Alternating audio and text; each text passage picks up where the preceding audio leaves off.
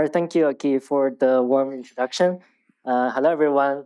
My name is Wenhao Wang. I'm a second-year PhD student at Yale University, and today I'm here to present our work, ZKP market mechanism, and the title of the work is called Proooɸ. And this work is in collaboration with Lulu, Aviv, Fan, and Ben from Yale, and Benjamin Lifshitz from Imperial College London. So let's get started. Nowadays, we have a lot of ZKP applications. So to name a few, I put here, we maybe have a decentralized identity where a user may submit to a server his or her proof of identity in a zero-knowledge manner without leaking his or her important and confidential information. And in the blockchain scenario, there are also privacy-preserving crypto transaction applications where a user submits their execution of their transaction in a ZK manner to some public blockchain. And this ZKP application needs ZKP markets. This is because ZKPs are very costly to compute, especially for the end users without high-end hardware. So to give you an example, it takes more than 20 seconds to prove a 1 million R1CS constraint circuit on personal computer. And this is essentially the number of constraints in the ZK logging service. So that's why now we see a lot of specialized provers emerge in industry. So we have now ZKP markets built by Firma, Lagrange Labs, Gavelot, Neo Foundation, etc. And it also has specialized services. For example, the ZK proving service built by Miston Labs of ZK logging.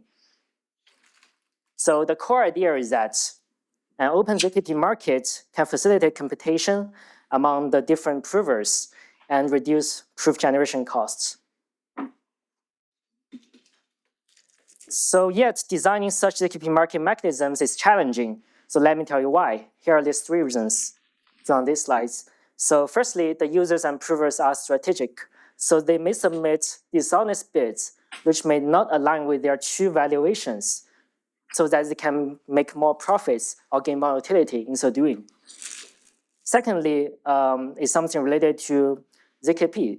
So ZKP tasks needs to be batched for better efficiency. And this is because batching ZKP tasks together allows efficiency boosts from applied cryptography works. So in this sense, a stock exchange-like design, order book design, cannot leverage the efficiency boost from batching because in order books, provers just prove the tasks one by one without batching them in any way. And thirdly, ZKP market is essentially a two-sided market. So on the demand side, we have the users, where each user has a ZKP generation task needs to be fulfilled, and the user is willing to pay a fee, which is its bid. And on the supply side, we have provers. So each prover will have some capacity to prove ZKP generation tasks, and also they prove such tasks at a cost. And the provers need to be paid to cover their cost. So this is the property called budget balance, which means that the fees or the revenue finally paid to the prover that is actually proving something should cover its costs. So when it comes to double auctions, the best known results closest to our setting is the work of McPhee, but it only supports the case where each prover has unit capacity. So in this talk, I'm going to introduce our work Proooɸ, where we first introduce a ZKP market model, which captures the core features of ZKP applications, such as batching, efficient verification, etc.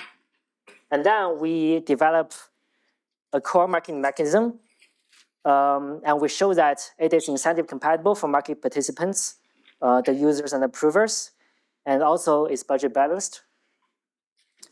Yet with the core mechanism itself, it's not enough because we may have some security concerns in the market. So we come up with some system level designs to protect against potential threats.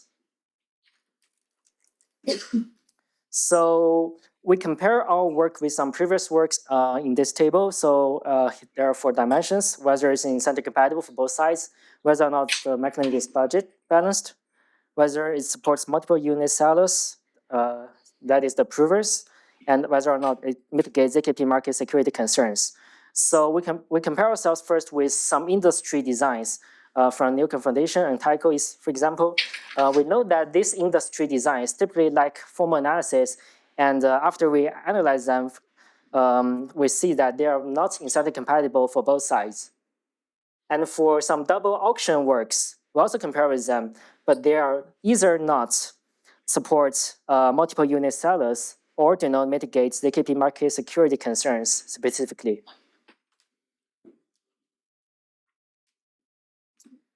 So the desired property of a ZKP market mechanism is that it should be budget balanced and it should be DSIC, which means that it should be dominant strategy incentive compatible, and which means it's always the best for each participant to base true valuation. And we separate it by saying it's user DSIC and prover DSIC. So first, I'm going to present our ZKP market model.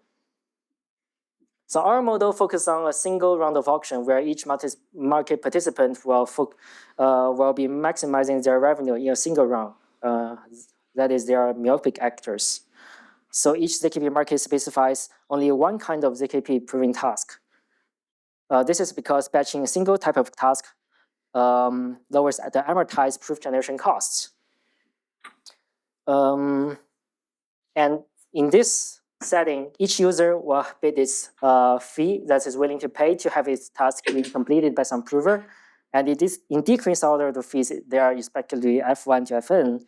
And each prover will submit their ZKP generation capacity, that is how many tasks it can prove before deadline, and also their cost per task in increasing order C1 to Cn, and we assume linear cost model. So all the users and provers will submit their bids to the auctioneer.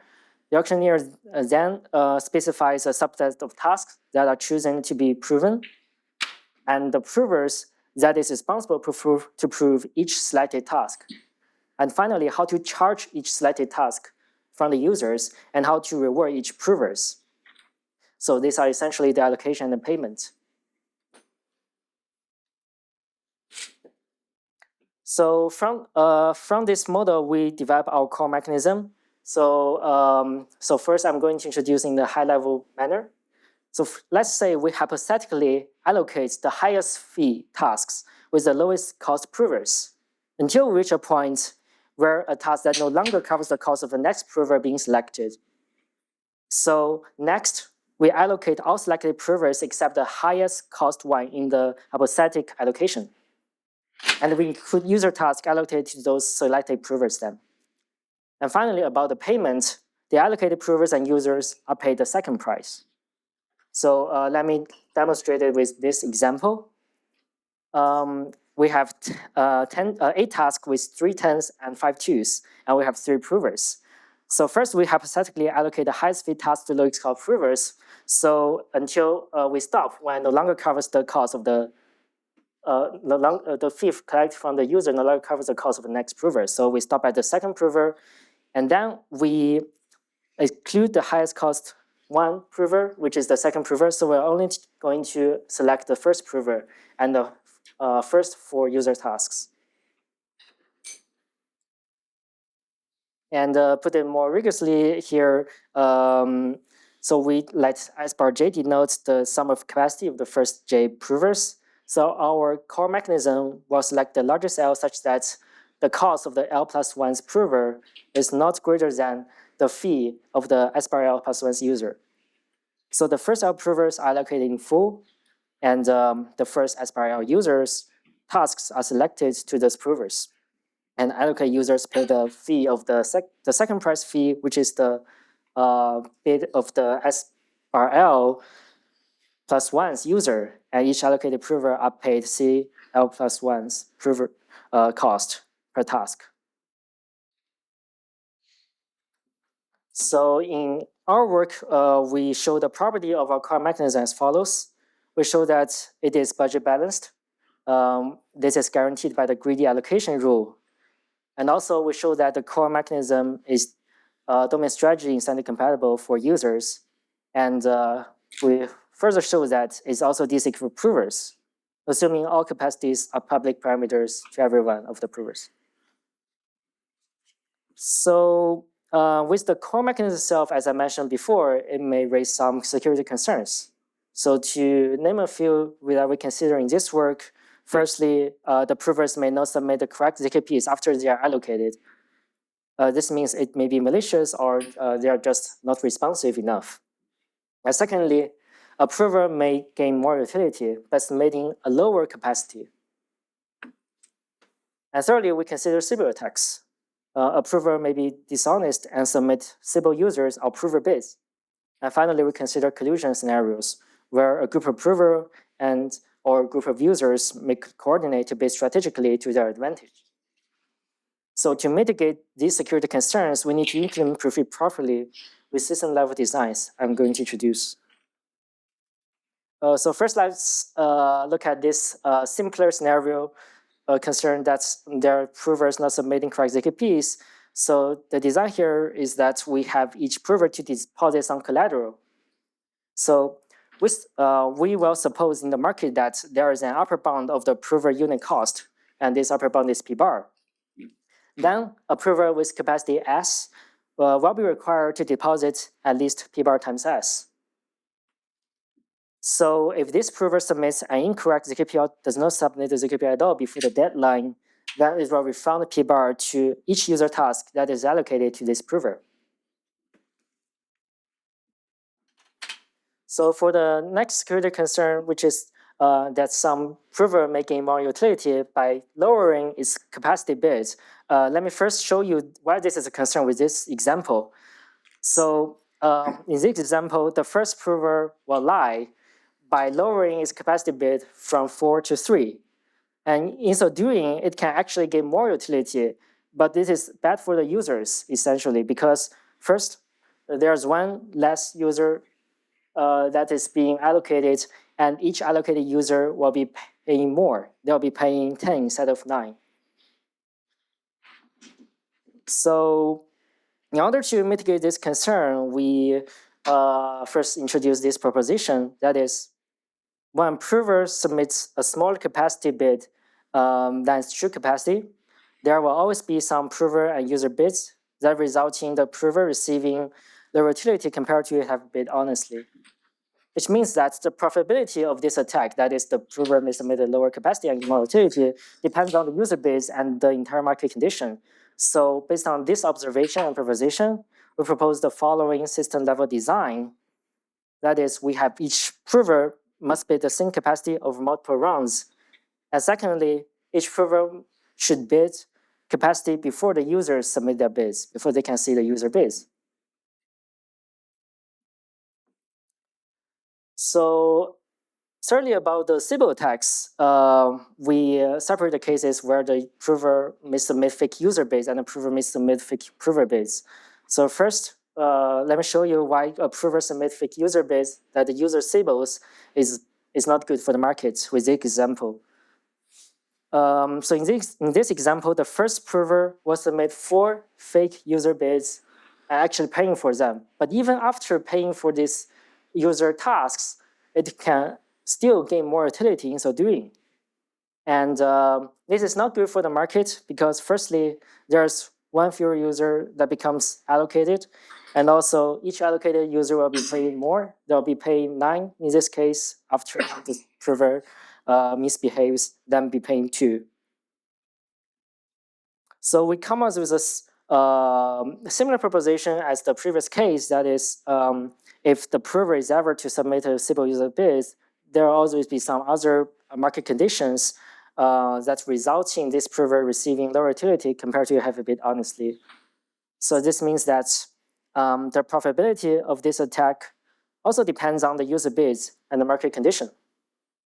So we further come with this system level design, that is, we should encrypt all user and prover bids to hide the necessary information required by profitable Sybil attacks, the prover submitting fake user bids.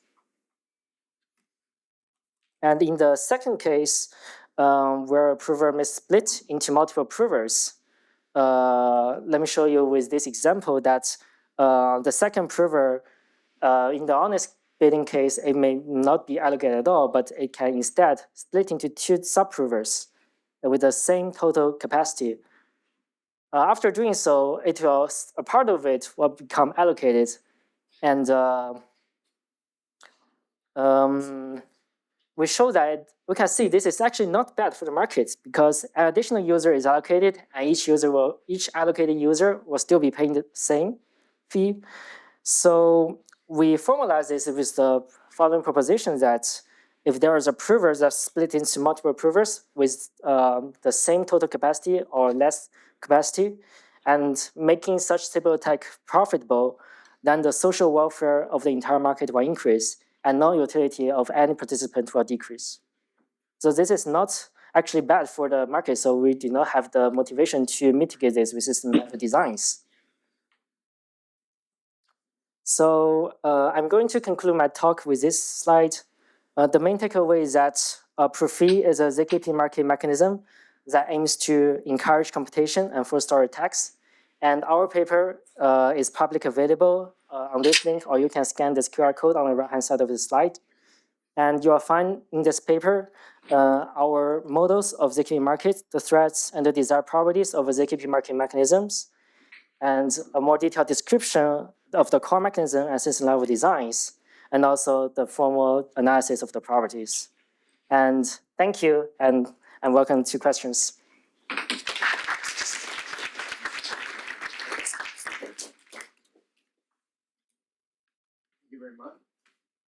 Hello, thank you very much. Yeah, so any questions? We have time for a couple, so if anybody has anything to ask, please raise your hand.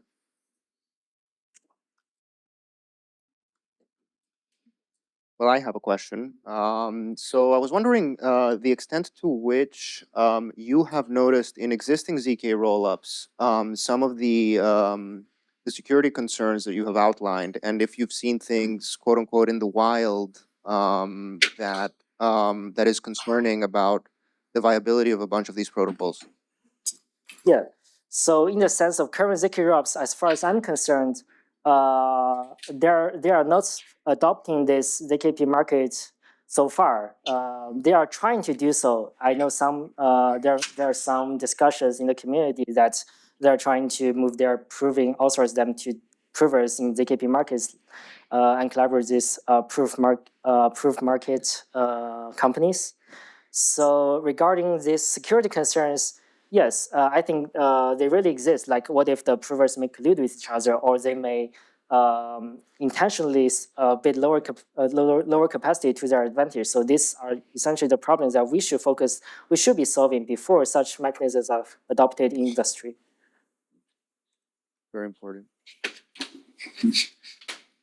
Yeah, thanks. So I wanted to ask about the role, based on your opinion, the role of prover networks like Succinct, Risk Zero, their role going forward, and if hardware accelerated proving has, I don't know, has its share of market here as well, in your opinion?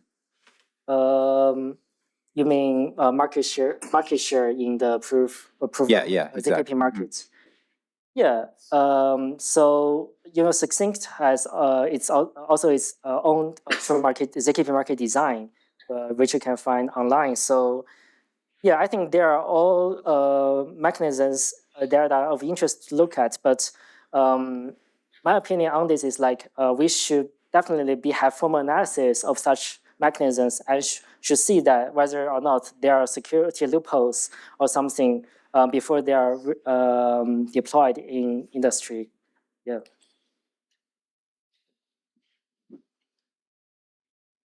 Any other questions?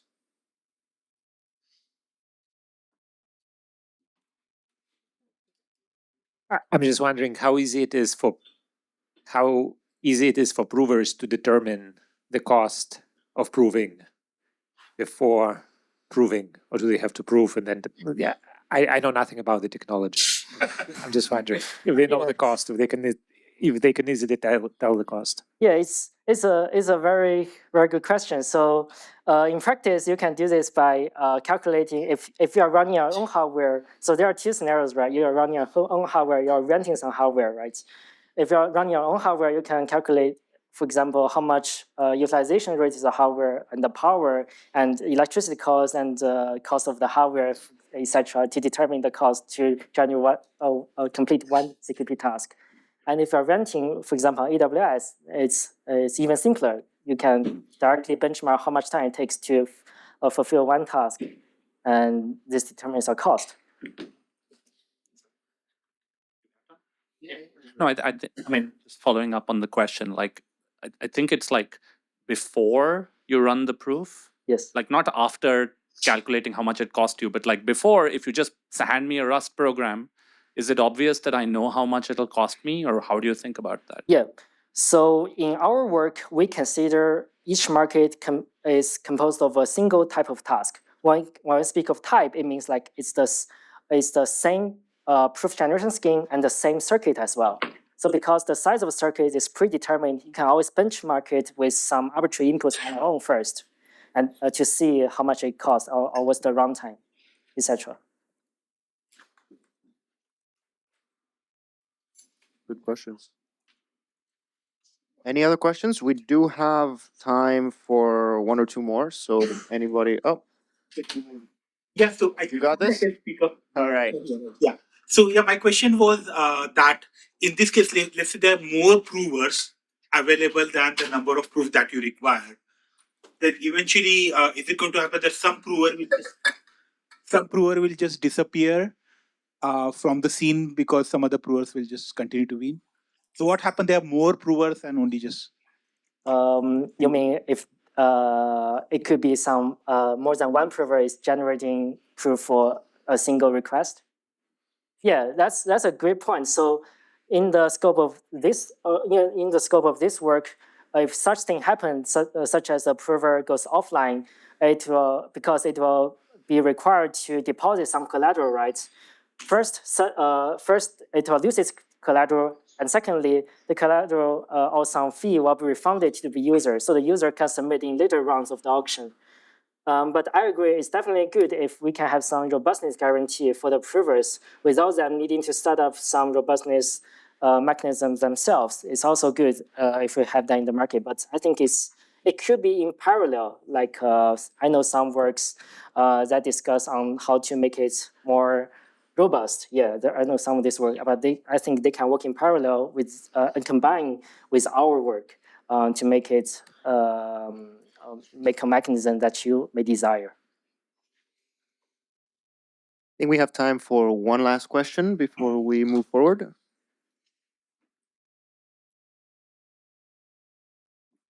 All right, let's thank the speaker again.